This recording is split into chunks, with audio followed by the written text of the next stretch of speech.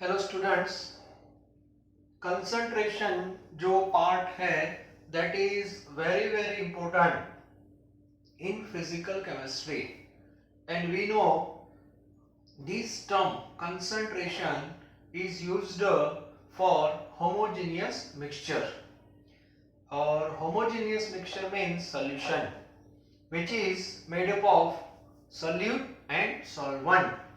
So you have to remember solute plus solvent that is equal to solution. तो ये सब हमने पढ़ लिया है. Normally we consider only binary system in which one solute and one solvent, and basically concentration of solution that is on the basis of amount of solute. ये clear होना चाहिए. And there are 10 methods to represent concentration. Number one, that is molarity. We already discussed normality and formality. तो पहली जो तीन method है उसका एक ग्रुप है molarity, normality and formality.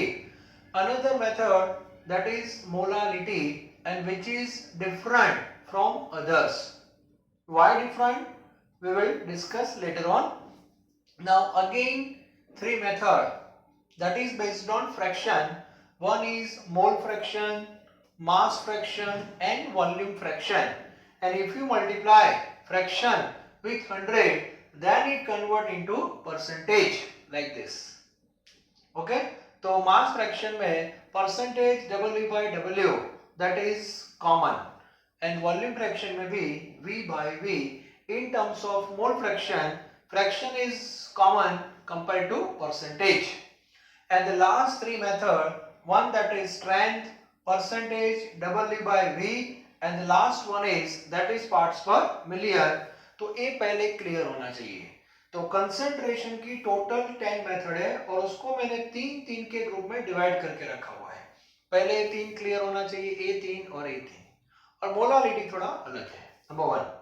Number two, concentration है दैट इज लाइक रेशियो. ये मैंने आपको बता दिया था. और रेशियो किसका होता है वो भी फिक्स है. न्यूमरेटर में भी क्या आएगी, क्वांटिटी, और डिनोमिनेटर है वहां भी क्या आएगी, quantity. It means quantity upon quantity that is equal to quality,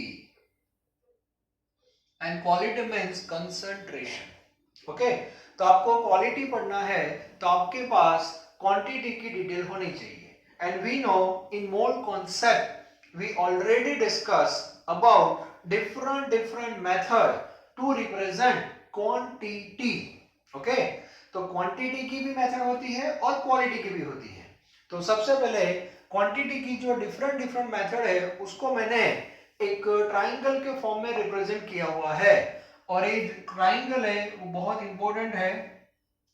तो ट्राइंगल था, और ये ट्राइंगल मैंने आपको बता दिया this is a quantity triangle, जिसमें क्वांटिटी की बेसिक जो मेथड है वो मैंने आपको यहाँ पे दिखाई थी. One that is mass. Mass कब यूज करना है वो आपको पता है. If matter is solid form then normally we use quantity in terms of mass with unit KG और gram. Suppose matter is liquid or gas, then normally we use volume in terms of liter, milliliter, whatever. Okay, and one of the important method that is mole. Yes, and mole represent number like dozen. One dozen is equal to 12. Similarly, 1 mole is equal to you have to remember 1 mole is equal to 6.022 into 10 to the power 23. Clear होना चाहिए. Okay, तो इस base पे quantity की तीन method है.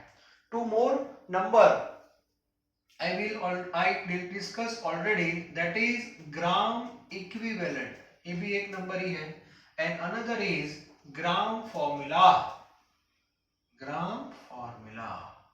So gram formula that is also number, gram equivalent that is also number, and mole that is also number. It means सबसे पहले आपके पास ये पूरा पिक्चर क्लियर होना चाहिए, and all represent quantity. Clear?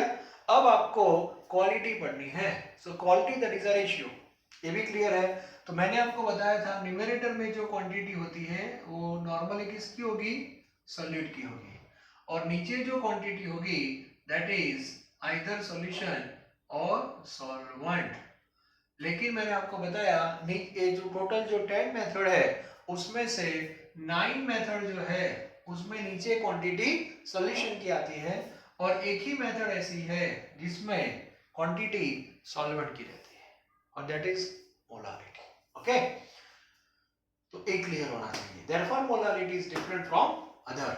अब इसमें हमने 3 मेथड ऑलरेडी कंप्लीट कर दी है, मोलारिटी, नॉर्मालिटी एंड फॉर्मालिटी। तो सबसे पहले मुझे बताओ मोलारिटी किसका रेशियो था। तो मोलारिटी आपको पढ़ना है, तो मोलारिटी इसमें से कौन सी दो मेथड का रेशियो था, तो सिंपल मोल और वॉल्यूम का था। Clear, it means molarity means mole upon volume. Mole किसके लेने हैं, number of moles of solute upon volume of solution, and that is original formula of molarity.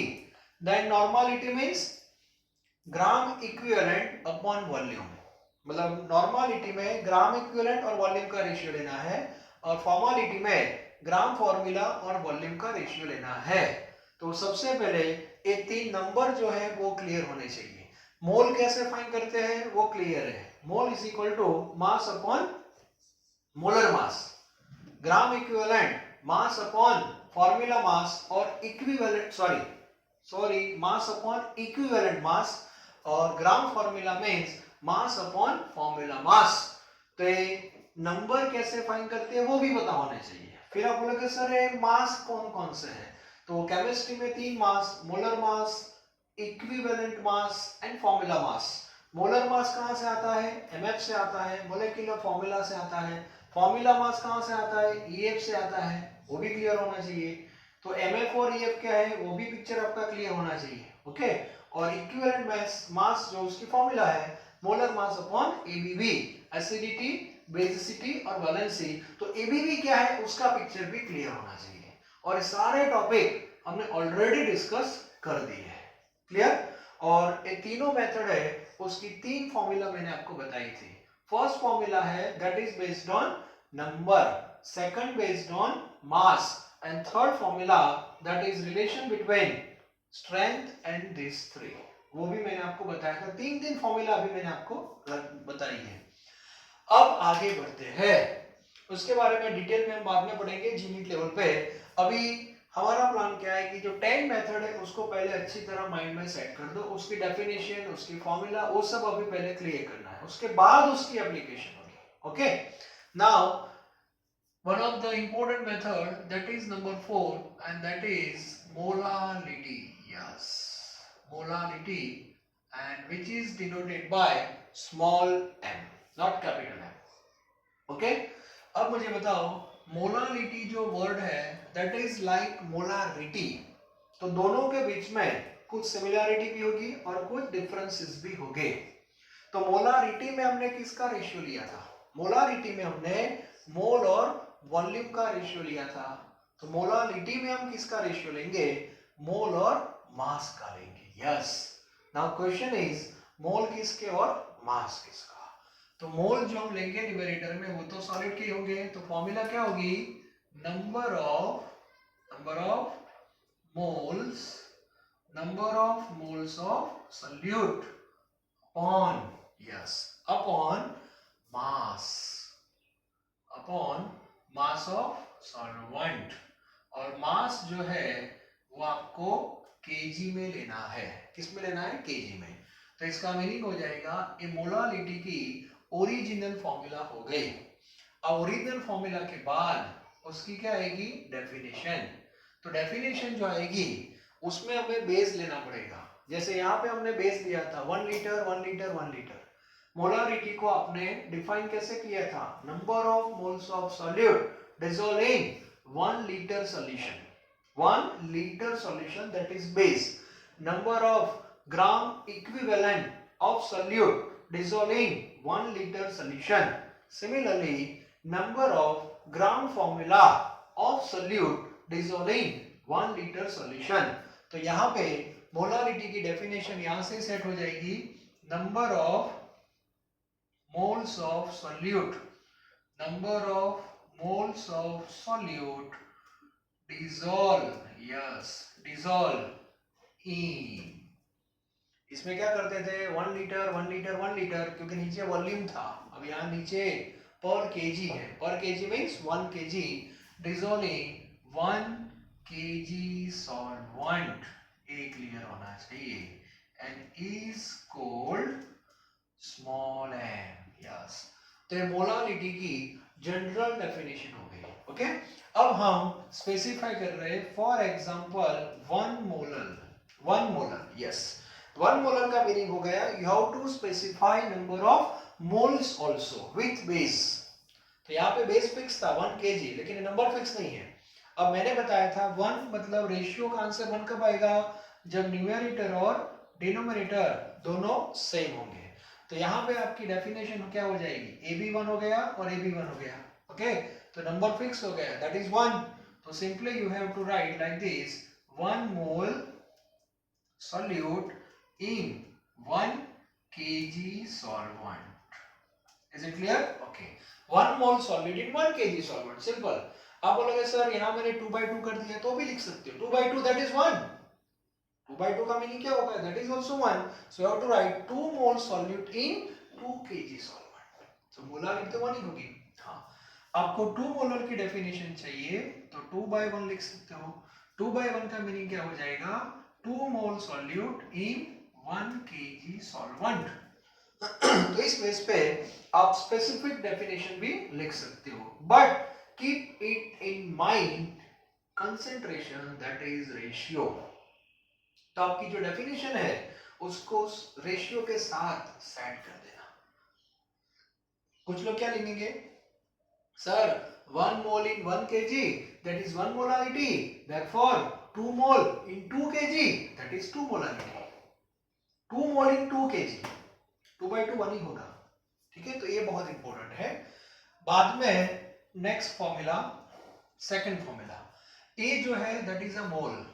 अब मोल को मास में कन्वर्ट कर सकते हैं, mole is equal to mass upon molar मास।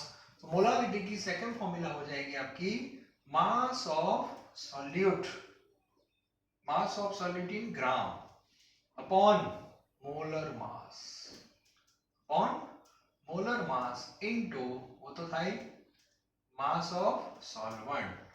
जब मास वाली फॉर्मूला आप यूज कर रहे हो तो एक पॉइंट याद रखना कि ऊपर जो आपने मास लिखा है सॉलिड का वो ग्राम में लेना है, ओके, और नीचे जो लेना है सॉल्वेंट का वो केजी में लेना है, ये पहले क्लियर होना चाहिए। और इस बेस पे मोलारिटी आप फाइंड कर सकते हो। तो मोलारिटी की हमारे पास दो फॉर्मूला है, one based on mole, second based on mass, and both are important. इसमें वो थर्ड फॉर्मूला नहीं आएगी जैसे यहाँ पे थी वो स्ट्रेंथ के साथ रिलेशन, थर्ड फॉर्मूला, क्योंकि स्ट्रेंथ का यूनिट होता है ग्राम पर लीटर, अब इसमें लीटर तो कहीं है नहीं, क्लियर। तो ये हो गया आपका मोलारिटी। अब एक पॉइंट पे इसके साथ ऐड कर रहा हूं, effect of temperature on concentration, effect of temperature on concentration. ऐसे एमसीक्यू आपको मिलेंगे रेफरेंस बुक में, विच ऑफ द फॉलोइंग मेथड, इसमें से कोई एक मेथड होगी, आपको 4 मेथड ऑप्शन दिए होंगे, which of the following method change with temperature और does not change with temperature, ऐसे क्वेश्चंस आते हैं। तो कंसंट्रेशन बाद में, पहले इसको टारगेट में ले लो, क्योंकि क्वालिटी किस पे डिपेंड होती है, क्वांटिटी पे। तो पहले वो चेक करो कि हमारी ये सब जो मेथड है क्वांटिटी, उसमें से कौन सी मेथड टेम्परेचर के साथ चेंज होती है, क्योंकि आफ्टर ऑल क्वालिटी क्वांटिटी पे डिपेंड है। तो आपको पहले क्वांटिटी पे जाना पड़ेगा, बाद में क्वालिटी पे जाओ। तो एक सिंपल एग्जांपल मैं दे रहा हूं, बहुत इंपॉर्टेंट है, और अभी से माइंड में सेट कर दो। क्वांटिटी को लेके मैं एग्जांपल ले रहा हूं, ओके। चलो मोलारिटी क्लियर, मोलारिटी की दो formula, based on mole and based on मास। मान लो कि यहां पे वाटर है, ये वाटर है। अब वाटर की क्वांटिटी हमें 3 यूनिट पे रिप्रेजेंट करना है, मास, वॉल्यूम और मोल। तो हमारे सामने 3 स्टूडेंट आएंगे। अभी ये जो वाटर है वो 25 पे है, अभी ये जो वाटर है वो 25 पे है, चलो अब इसमें कितना पानी है, कितना पानी है, इट मीन्स क्वांटिटी। तो एक स्टूडेंट आके बोल देता है कि सर इसमें 1 लीटर वाटर है, 1 लीटर वाटर, तो लीटर किसका यूनिट हो गया, वॉल्यूम का। क्लियर, ओके, मतलब उसने वॉल्यूम पे क्वांटिटी को रिप्रेजेंट कर दिया। दूसरा जो स्टूडेंट आ रहा है उसको मास में इंटरेस्ट है, तो वो क्या करेगा, वॉल्यूम को मास में कन्वर्ट कर देगा with the help of density.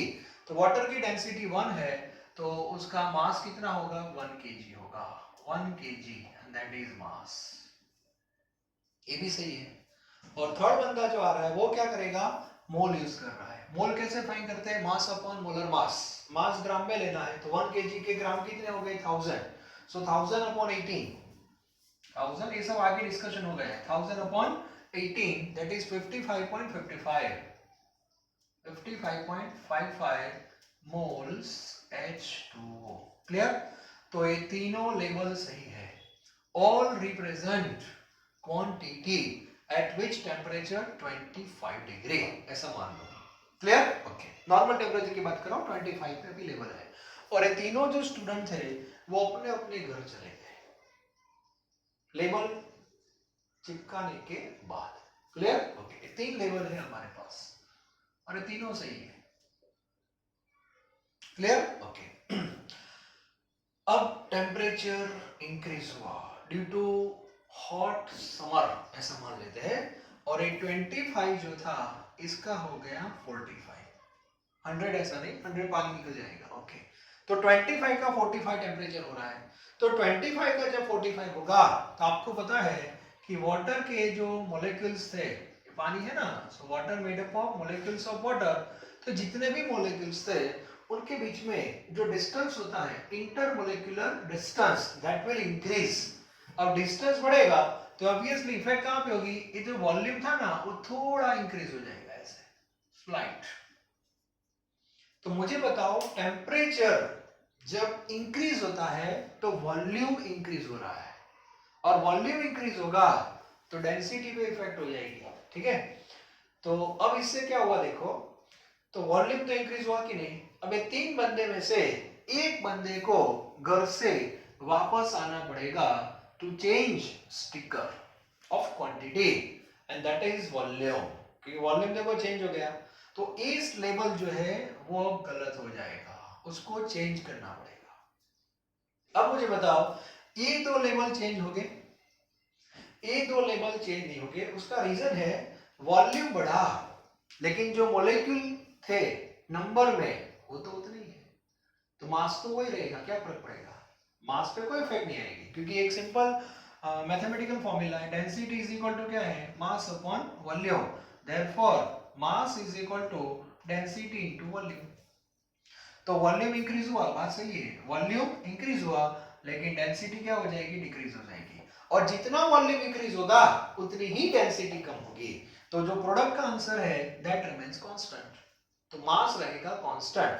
For example 100 is equal to 50 into 2, ये बात सही है कि नहीं, 100 दैट इज 50 into 2, अब ये जो 2 है उसका 4 हो गया, 2 का 4 हो गया डबल, तो एट द सेम टाइम ये जो 50 है उसका 25 हो जाएगा अपने आप, सो मल्टीप्लिकेशन है वो तो 100 रहेगा, दैट इज मास। बात समझ आ रही है, ओके। और एक सिंपल लॉजिक है, नंबर चेंज नहीं हो रहे हैं, मॉलिक्यूल मॉलिक्यूल के बीच में डिस्टेंस बढ़ रहा है, बात समझ आ रही है, तो उससे मास पे कोई इफेक्ट नहीं होगी और मोल पे भी इफेक्ट नहीं होगी। तो मेरा पॉइंट इतना है, टेम्परेचर के साथ कौन सी मेथड क्वांटिटी की चेंज हुई, दैट इज वॉल्यूम। तो मेरा इतना ही पॉइंट है। अब क्वालिटी क्वांटिटी पे डिपेंड होती है, तो क्वालिटी की कौन कौन सी मेथड वॉल्यूम पे डिपेंड है वो चेक करो। तो मोलारिटी, नॉर्मालिटी, फॉर्मालिटी, ये तीनों की फॉर्मूला में आपने नोट डाउन किया होगा, वहां पे वॉल्यूम आता है, और जहां जहां पे वॉल्यूम आएगा वहां पे मेथड चेंज होगी। मोलारिटी जो है उसमें एक भी फॉर्मूला में वॉल्यूम है ही नहीं, फॉर्मूला अच्छी तरह देखो, दोनों आंखों से देख लो, कहीं पर भी वॉल्यूम है ही नहीं, it means molarity depends on mass according to this formula, and according to this formula mole and mass both do not change with temperature. So ultimately molality does not change with temperature. Is it clear? Okay. तो इस base पे discussion है, तो बीच बीच में point में add करता जाऊंगा, आप देखते रहना, ठीक है। तो ये हो गया molarity number 4 and one of the important method. तो आपके पास मोलारिटी भी है और मोलारिटी है। So if you consider temperature then which one is more appropriate, molarity और molarity? So answer is molarity. Clear? Okay. तो ये 4 मेथड आपकी अभी हो गई है। रिलेशन क्या है वो सब बाद में देखेंगे। ओके, अब आगे बढ़ते हैं। चलो, अब एक नया ग्रुप आ रहा है that is based on fraction fraction fraction. Okay, so first is mole fraction, second mass fraction and third volume fraction. और ये तीनों फ्रैक्शन हम साथ में ले रहे हैं। ओके, चलो तीनों फ्रैक्शन एक साथ।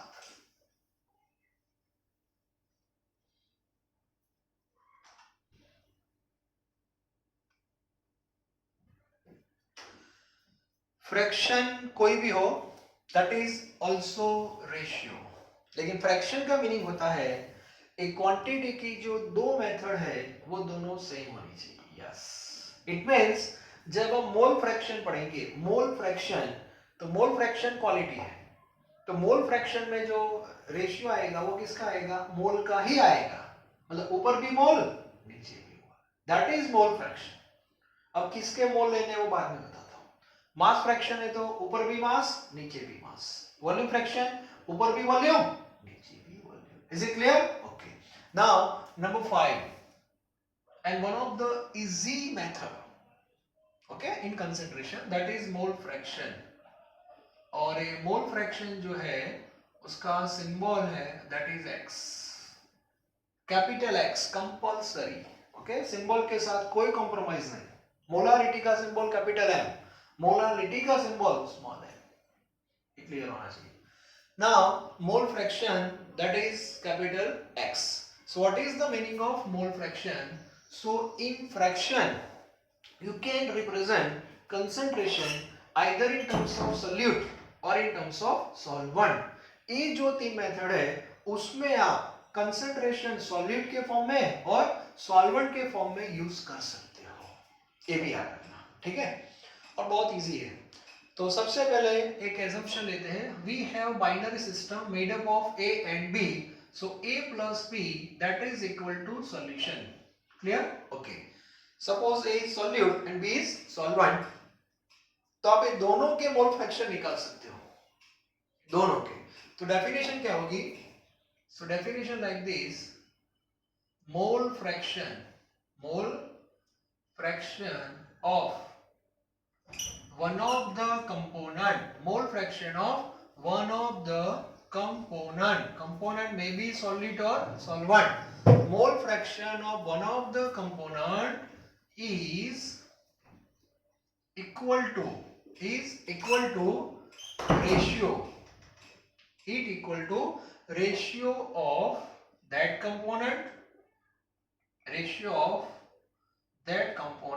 इट मीन जिसके मोल फ्रैक्शन फाइंड करने हैं उसके मोल आपको न्यूमरेटर में लेने हैं। Ratio of moles of that component and moles of solution. मतलब नीचे मोल किसके लेने हैं? पूरे सॉल्यूशन के, मतलब टोटल। और ऊपर मोल किसके लेने हैं? जिसका मोल फ्रैक्शन आपको फाइंड करना है। फॉर एग्जांपल XA, तो XA का मीनिंग क्या होगा आपको पता है? XA means not mole, mole fraction. Yes, mole fraction of A। पहले मीनिंग पता होना चाहिए। XA का मीनिंग क्या होगा? That is mole fraction of A। अब ये जो मोल फ्रैक्शन ऑफ A है वो किसका रेशियो है? तो रेशियो किसका लेना है? Moles of that component. It means moles of A। Yes, moles of A। और नीचे क्या लेना है? Moles of solution. Solution means total, so moles of A plus moles of B, like this. तो मैथमेटिकल फॉर्म में मोल का symbol क्या होता है? N। So XA is equal to Na upon Na plus NB, ये सब आपको पता है। क्लियर? तो ए फॉर्मूला हो गई mole fraction of A. Similarly XB is equal to what? XB means what? XB means mole fraction of B. Therefore moles of B upon total, तो यहाँ पे NB upon Na plus NB रहेगा. This is a mole fraction of B. Clear? So this is equation number 1 and this is equation number 2. So by this way we can find out mole fraction of any component present in solution, either 2 or more than 2. Okay? और mole fraction का जो answer आएगा that is always less than 1. तो ये भी clear होना चाहिए. XA always less than 1 और XB always less than 1. Fraction की बाउंड्री 1 होती है. बाउंड्री मतलब उससे बाहर वैल्यू नहीं जा सकती. टोटल जैसे परसेंटेज आपको पता है, परसेंटेज की बाउंड्री 100 होती है कि नहीं? अब 100 के दो पार्ट आप निकाल सकते हो. जैसे मैं आपके परसेंटेज 80 आए, एग्जाम में 80% आए, उसका मीनिंग हुआ कि 20% नहीं आए. तो 100 के दो पार्ट हो गए ना. तो फ्रैक्शन के भी दो पार्ट होते हैं. जितने कंपोनेंट, सॉलिड का पार्ट एक होगा और एक सॉल्वेंट का होगा, लेकिन दोनों का आंसर जो होगा दैट इज लेस देन 1 और एडिशन होगा 1. क्लियर? तो XA की वैल्यू 0.2 है तो XB की वैल्यू हो जाएगी 0.8. और इतना तो सिंपल लॉजिक होना चाहिए. न्यूमरेटर के कंपेयर में डिनोमिनेटर के मोल ज्यादा होते हैं, तो ये जो रेशियो आएगा इसका आंसर लेस देन 1 ही आएगा. इसका आंसर भी लेस देन 1 आएगा. Okay, now if you combine this to XA plus XB, now see what happen. So XA plus XB means Na upon Na plus NB plus NB upon Na plus NB. So you have to take LCM. Na plus NB. So here also Na plus NB. So final answer is 1. It means addition of mole fraction, addition or sum of the mole fraction of each component is equal to 1. Is equal to 1. तो मान लो कि आपके पास nth component है. कितने component है? nth component.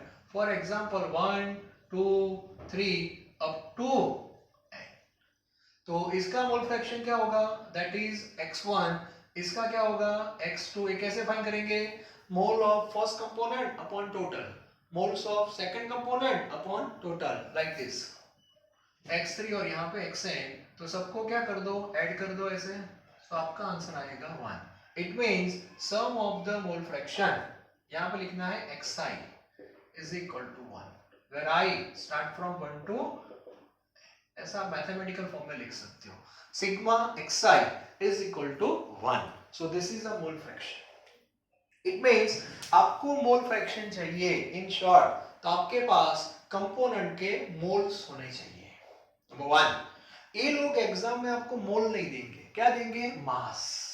तो क्या करोगे? टेंशन में आ जाओगे. सर मोल चाहिए, मास दिया है, तो टेंशन क्यों लेते हैं? मोल कैसे फाइंड करोगे? मास अपॉन मोलर मास. ये सब क्लियर होना चाहिए. मोल की फॉर्मूला परफेक्ट होनी चाहिए. तो इस बेस पे मोल फ्रैक्शन फाइंड कर सकते हैं. न्यूमेरिकल देखेंगे तब क्लियर हो जाएगा. ये मेथड भी टेम्परेचर के साथ चेंज नहीं होगी. ओके, अब आगे बढ़ा. दूसरी बात, ये आपने फ्रैक्शन फाइंड किया. मान लो कि XA का आंसर 0.2 आया, तो 0.2 को आप क्या कर दो? 100 से मल्टीप्लाई कर दो, दैट इज परसेंटेज मोल, तो 20% आएंगे. और XB सपोज 0.8 है, तो 0.8 into 100 that is also percentage. तो ये कितना आएगा? 80%. ये आएगा 20 मोल %. तो फ्रैक्शन को 100 से मल्टीप्लाई करते हो तो आंसर हो जाएगा परसेंटेज में. लेकिन मोल में fraction is famous compared to percentage. Clear? Okay. तो ये मेथड में आप सॉलिड के बेस पे भी वर्कआउट कर सकते हो और सॉल्वेंट के बेस पे भी आप वर्कआउट कर सकते हो. चलो दो मेथड और है, mass fraction and volume fraction. तो मोल क्लियर हो गया तो मास तो अपने आप हो जाएगा. ओके, चलो अब लेते हैं मास फ्रैक्शन.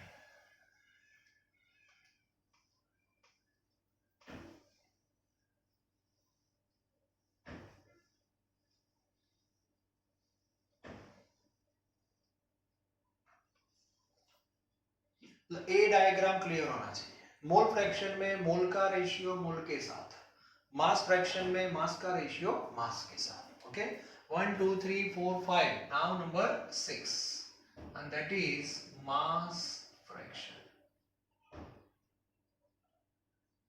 ओके, और मास फ्रैक्शन जो है उसमें मास का रेशियो ही होगा.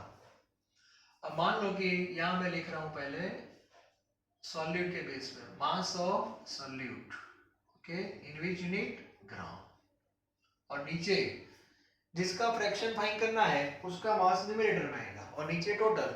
Total means made up of solution, it means mass of solution, ऐसा लिख सकते हैं. तो मास ऑफ सॉल्यूशन भी आपको ग्राम में लेना है. तो ये जो टर्म है, इतना जो टर्म है, दैट इज मास फ्रैक्शन हो जाएगा. ओके, लेकिन मास फ्रैक्शन है वो ज्यादा पॉपुलर नहीं है, तो ये लोग क्या करते हैं, उसको 100 से मल्टीप्लाई करते हैं, और 100 से मल्टीप्लाई करेंगे तो ये फॉर्मूला हो जाएगी परसेंटेज, और परसेंटेज का सिंबल भी है W अपॉन W, मतलब ऊपर भी W है नीचे भी W है, मतलब दोनों जगह पे मास है. और ये फॉर्मूला से आप जो परसेंटेज मास फाइंड करोगे वो किसका होगा, सॉलिड का होगा. उसका रीजन आपने न्यूमरेटर में सॉलिड लिया है. यदि यहाँ पे आपने सॉल्वेंट यूज किया होगा तो ये वैल्यू हो जाएगी सॉल्वेंट की हो जाएगी. ओके, तो अभी हम सॉलिड को प्रायोरिटी दे रहे हैं, तो ये उसकी फॉर्मूला हो गई. अब डायरेक्ट मास फ्रैक्शन है उसका बेस 1 होता है, लेकिन परसेंटेज W बाय W का बेस 100 हो जाएगा. तो इसका बेस क्या बनेगा, तो इसका बेस बनेगा 100 ग्राम सॉल्यूशन. जैसे इसका बेस क्या था, 1 litre solution, 1 litre solution, 1 litre solution, 1 KG solvent. इसका बेस परसेंटेज में जाना हो तो 100 मोल सॉल्यूशन, तो इसका बेस बनेगा 100 ग्राम सॉल्यूशन, इसका बेस बनेगा 100 ml सॉल्यूशन. मतलब 100 के दो पार्ट करने हैं. तो इसकी डेफिनेशन होगी, मैं इसकी डेफिनेशन लिख रहा हूं डायरेक्ट, ओके, परसेंटेज के बेस पे ही. तो मास अभी स्पेसिफाई नहीं किया है, so mass of solute, mass of solute in gram, unit के साथ लिखना है. Mass of solute in gram dissolve in 100 gram solution, 100 gram solution. Clear? हाँ. is called percentage W by W of solute. solute का हो गया.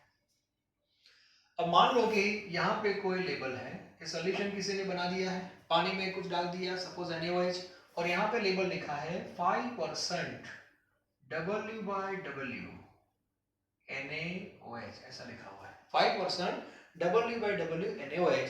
तो इसका मीनिंग क्या हुआ, इसका मीनिंग क्या हुआ, ये जो 5 है दैट इज NaOH, लेकिन क्या मोल ml की मास, तो मास W है ना, तो इसका मीनिंग हो जाएगा 5 ग्राम Na, फिक्स कर दिया. मास ऑफ सॉलिड इन ग्राम एक डेफिनेशन है, कितना वो स्पेसिफाई नहीं है, वो स्पेसिफाई हो गया 5%.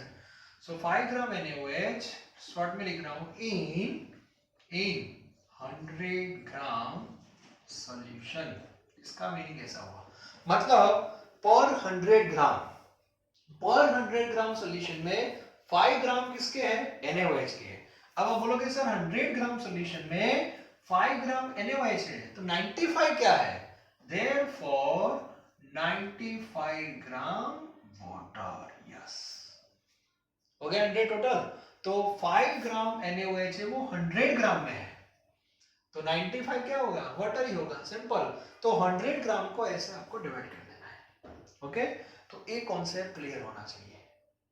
तो इस बेस पे W by W को आइडेंटिफाई करना है, मतलब 100 ग्राम के दो पार्ट, एक हिस्सा किसको देना है, सॉल्यूट को देना है, और एक हिस्सा देना है आपको सॉल्वेंट को देना है. तो उसका मीनिंग पहले क्लियर होना चाहिए. जैसे वहां 3 मेथड पर लीटर बोलते थे, वैसे यहाँ पे पर 100 ग्राम हो जाएगा. ओके, तो ये भी कंसेंट्रेशन की ही मेथड है, और ये मेथड में 100 ग्राम के मैंने दो पार्ट कर दिए, तो एक फॉर्मूला अभी से माइंड में सेट कर देना, mass of solution is equal to mass of solute plus mass of solvent. ये भी हम यूज कर सकते हैं.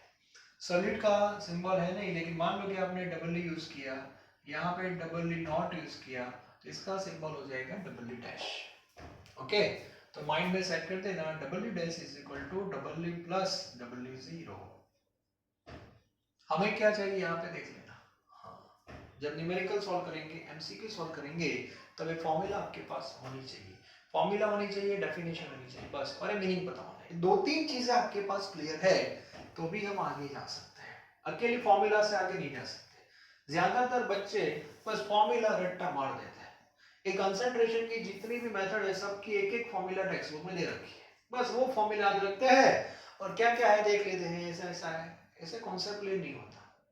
फॉर्मूला ठीक है न्यूमेरिकल के लिए, लेकिन एमसीक्यू बेस पे जब आप वर्क करोगे तो आपको मीनिंग भी पता होना चाहिए। तो लास्ट जो कंक्लूजन में दूंगा उसमें पूरा पिक्चर आपका क्लियर हो जाएगा।